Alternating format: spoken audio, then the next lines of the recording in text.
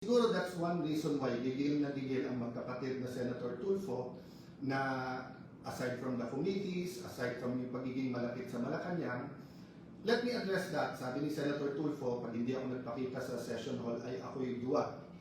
Ang kaduwagan po ay nag-uugat yan sa ano ba ang purpose at trabaho mo. Diba? So for example, kung ang trabaho mo ay magtanim, pero bumabagyo, grabe po yung kidlat. Hintayin mo kung mawala kidlat kasi it's not a matter of tapang. Magtatanim ka nga, tamaan ka naman ng kidlat, di ba? So, ganun din sa sundalo.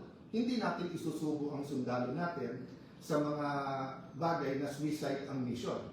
Pero ipagtanggol ang bansa at mamatay para sa bansa. Hindi lang sundalo, dapat pati tayo mga senador. So, yung hamon mo, magpakita ako kung hindi iduwag. Para ko rin sinabi, halimbawa, Senator, ikaw, maging independent ka, kung hindi, duwag ka. You know, this is not a radio or TV program, this is not entertainment. This is the Senate of the Philippines. So we have to be more professional. Kung hindi ka lang Tulfo at kung hindi lang Tulfo si kapatid mong si Erwin, at sinumbong ko na kayo kay Tulfo, di ba? Pero ang reality is, because nandiyan kayo, because you have a strong voice, use it for the good of the country.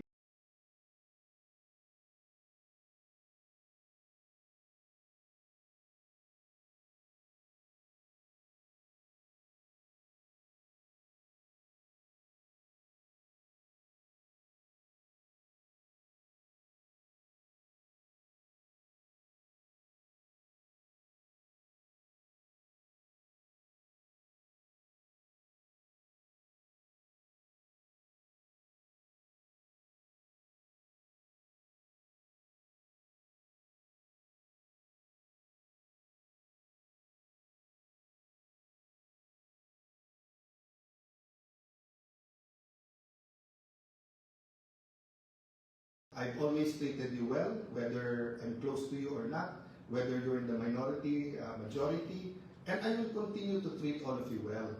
But kayo ang nami-personal, because kami, it was been one issue after the other, di ba? Hindi kami ang nagpapasok sa NBI sa Senado, yung May 11. Hindi rin kami ang kumuha ng NBI na fully armado na pinaikutan ang Senado tapos pumasok pa sa Senado noong May 13. Hindi rin kami ang nag-walk out. So you keep saying fresh start. Every Senate President that I've served under, whether I was the majority leader or minority leader, whether I was in the leadership or I was just a simple follower, I gave them a chance. So let me ask the 11 minority who's asking me to resign now. Well, kahit na isang oras, binigyan niyo ba ako ng chance?